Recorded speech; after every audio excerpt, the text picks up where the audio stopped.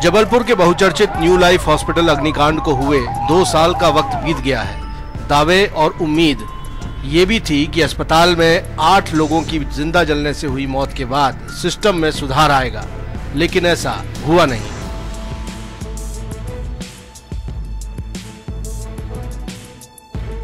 सरकार तो सब भूल भाल गई है। अब फिर कोई नया हादसा होगा, फिर लीपापोती होगी, फिर 2-4 हॉस्पिटल बंद किए जाएंगे। चिकित्सकों ने, शासकीय अधिकारियों ने उसको निरीक्षण करके उसका लाइसेंस हेतु अनुशंसा की थी। उनके ऊपर से विभागीय कार्रवाई की गई है। उन्हें आपराधिक प्रकरण में आरोपी नहीं बनाया गया है। क्या इन लोगों ने किसी बीमा या पॉलिसी के तहत इस अस्पताल में आग लगा दी? इतना बड़ा अस्पताल सिर्फ 2 नर्स के सहारे चल रहा था, एक डॉक्टर नहीं था। मैं नगर निगम से जानकारी मांगेंगे कि आपने जो 90 अस्पताल की लिस्ट दी थी, उनसे कितने अस्पतालों की पूर्णता आपको प्राप्त हुई है? जबलपुर के बहुचर्चित न्यू लाइफ हॉस्पिटल अग्निकांड को हुए 2 साल का वक्त बीत गया है।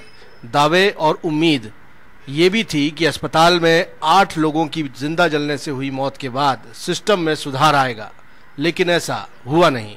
अग्निकांड में अपनों को खोने वाले परिजन आज भी इंसाफ मांग रहे हैं और निजी अस्पताल आज भी मानकों को धता बता कर चल रहे हैं। गंभीर बात यह है कि प्रशासन अब भी नोटिस का खेल खेल रहा है, जो दोबारा जनता की जान पर भारी पड़ सकता है।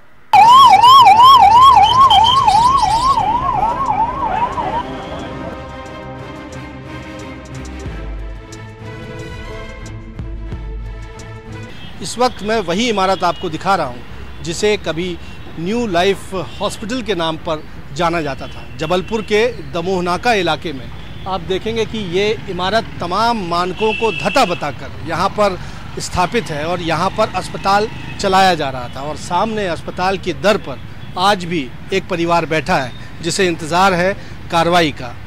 आप जिन शख्स को हाथ में फ़ोटो लिए देख रहे हैं, ये अमन विश्वकर्मा है, जिनके 17 साल के बेटे तन्मय विश्वकर्मा की इस अस्पताल में हुए अग्निकांड में दुखद मौत हो गई थी।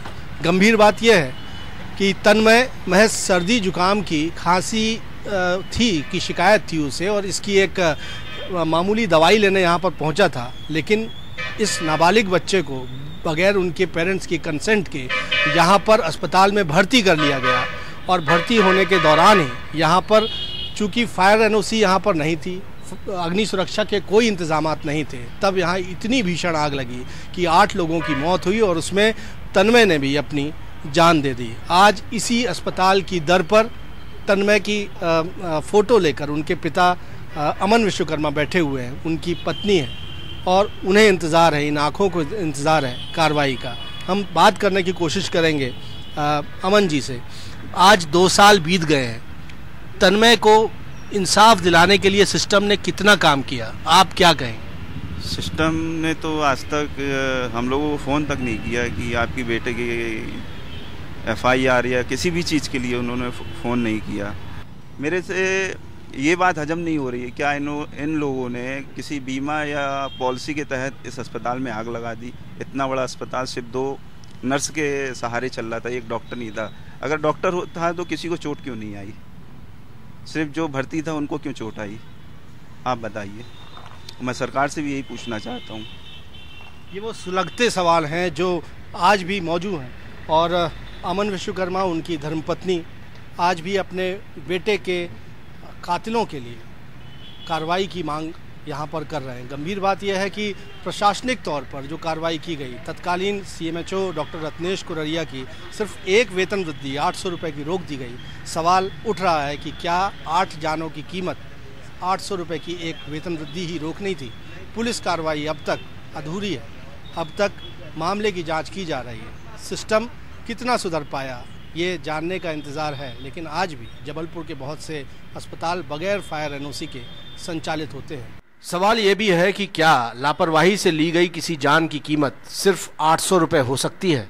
इसका जवाब होगा कतई नहीं, लेकिन ऐसा हुआ है जबलपुर में। इस अस्पताल की अधूरी बिल्डिंग को लाइसेंस देने में जिले के तत्कालीन CMHO डॉक्टर रत्नेश कुररिया के साइन थे। प्रशासन ने उन्हें आरोपी भी नहीं बनाया, बल्कि उनकी 800 रुपयों की सिर्फ एक वेतन वृद्धि रोक दी। गंभीर बात यह है कि जब यह अग्निकांड हुआ तब हाईकोर्ट में पहले ही अस्पतालों में फायर सेफ्टी न होने की याचिका लंबित थी।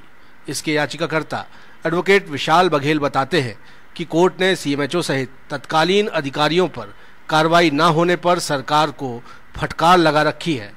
मामला कोर्ट में अब तक लंबित है, जिसमें सरकार को कई सवालों के जवाब देने हैं। मेरे साथ विशाल सिंह बघेल है, याचिकाकर्ता और अधिवक्ता इस मामले के। आपने इस अग्निकांड के पहले ही ये याचिका दायर कर दी थी। कोर्ट की ओर से समय समय पर गंभीर दिशा निर्देश जारी किए गए। उनके परिपालन में कितना कुछ कर पाया प्रशासन, और अभी वस्तुस्थिति क्या है सुनवाई की? देखिए, हमने उस अग्निकांड के बहुत महीने पहले एक याचिका दायर करके माननीय उच्च न्यायालय में बताया था कि कोरोना काल का फ़ायदा उठाकर बहुत सारे अस्पताल बिना मापदंडों के, बिना नियमों की पूर्ति किए और संचालित किए जा रहे हैं, और जिला प्रशासन द्वारा ऐसे अस्पतालों को लाइसेंस जारी किए गए हैं। हमारे याचिका में हुई जांच के बाद बहुत सारे अस्पताल ऐसे पाए भी गए थे जिनके पास फायर एनओसी नहीं थी। इसके अलावा बहुत सारे बिल्डिंग कंप्लीशन सर्टिफिकेट नहीं थे, और वो ऐसी इनकम्पिटेंट बिल्डिंग्स में अस्पताल का संचालन कर रहे थे। इसके पश्चात आज 2 वर्ष बीत चुके हैं। उस पूरे प्रकरण में जो, अगर हम अस्पताल अग्निकांड वाले प्रकरण की बात करें तो उस पर जिन चिकित्सकों ने, शासकीय अधिकारियों ने उसको निरीक्षण करके उसका लाइसेंस हेतु अनुशंसा की थी, उनके ऊपर सिर्फ विभागीय कार्रवाई की गई है। उन्हें आपराधिक प्रकरण में आरोपी नहीं बनाया गया है। इसके अलावा उस दौरान जितनी भी जांचें हुई थी जो नगर निगम ने की थी, और बहुत सारे अस्पतालों में म्यूनिसिपल बायलॉज का पालन होना नहीं पाया था, उनके विरुद्ध भी अभी बहुत सारी कार्रवाइयाँ शेष हैं। इसमें जब अंतिम सुनवाई माननीय उच्च न्यायालय में हुई थी तो उन्होंने हमें निर्देशित किया था कि हम अपनी प्रश्नावली शासन को सौंपें और शासन उसके उत्तर देंगे।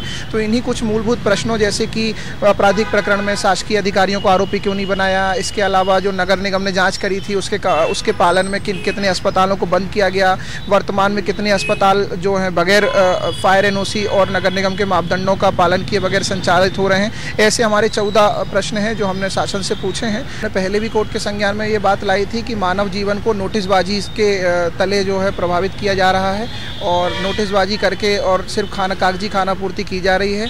इस पूरे प्रकरण में बहुत सारे अस्पतालों पर अभी कार्रवाई होना शेष है, और जो माननीय उच्च न्यायालय में आगामी सुनवाई होगी हम उसमें ये नए तथ्य प्रस्तुत करेंगे। तो नए तर्कों के साथ सुनवाई फिर होगी। ये तमाम याचिकाकर्ता की ओर से ये तर्क और तथ्य पेश किए जाएंगे, सवालात पेश किए जाएंगे कि आखिर प्रशासन की ओर से कोर्ट के निर्देशों के बावजूद कार्रवाई क्या की गई। इधर सीएमएचओ कहते हैं कि उन्होंने अभी भी जिले के 90 निजी अस्पतालों को नोटिस जारी किए गए हैं जो मानकों को पूरा नहीं कर रहे हैं। हालांकि वो कहते हैं कि इसकी कार्रवाई आगे नगर निगम को करनी है, लेकिन ये हालात बताते हैं कि प्रशासन एक तरफ से कागजी खानापूर्ति कर रहा है, और अस्पताल अग्निकांड के 2 बरस बीतने के बाद भी सिस्टम में कोई बड़ा सुधार नहीं आ पाया है। अब सबसे बड़ी गंभीर बात, अस्पताल अग्निकांड को 2 साल का अरसा बीतने के बाद भी निजी अस्पतालों की ज़मीनी हकीकत है। इसी जबलपुर शहर में आज भी 90 अस्पताल बिल्डिंग परमिशन और फायर एनओसी के बिना ही संचालित हो रहे हैं। नगर निगम की उठाई खामियों पर स्वास्थ्य विभाग ने 90 निजी अस्पतालों के खिलाफ नोटिस भी जारी कर दिए हैं। उन्हें जल्द से जल्द कमियां पूरी कर दस्तावेज पेश करने के निर्देश दिए गए हैं। अभी नोटिस हमने नोटिस दिया है, लेकिन नगर निगम के पत्र के आधार पे, और यह कहा है कि आप इसको पूर्ण कर नगर निगम को सूचित करें। तो अब हम कुछ दिन में नगर निगम से जानकारी मांगेंगे कि आपने जो 90 अस्पताल की लिस्ट दी थी उनसे कितने अस्पतालों की पूर्णता आपको प्राप्त हुई है। उसके आधार पर लाइसेंसिंग प्रभावित। उसके बाद भी हम निश्चित तौर पे देखिए, अब लाइसेंस निरस्त करना तो अंतिम प्रयास होता है। पूरे मध्य प्रदेश के हेल्थ सिस्टम को हिलाकर रख देने वाले जबलपुर के अस्पताल अग्निकांड के 2 साल बाद भी ये हालात एक नहीं कई सवाल उठाते हैं। सबसे बड़ा सवाल तो यही है कि आखिर ये सिस्टम कब सुधरेगा। आप क्या राय रखते हैं, हमें कमेंट करके ज़रूर बताएं, और हमारे चैनल IBC 24 महाकौशल को सब्सक्राइब ज़रूर कर लें।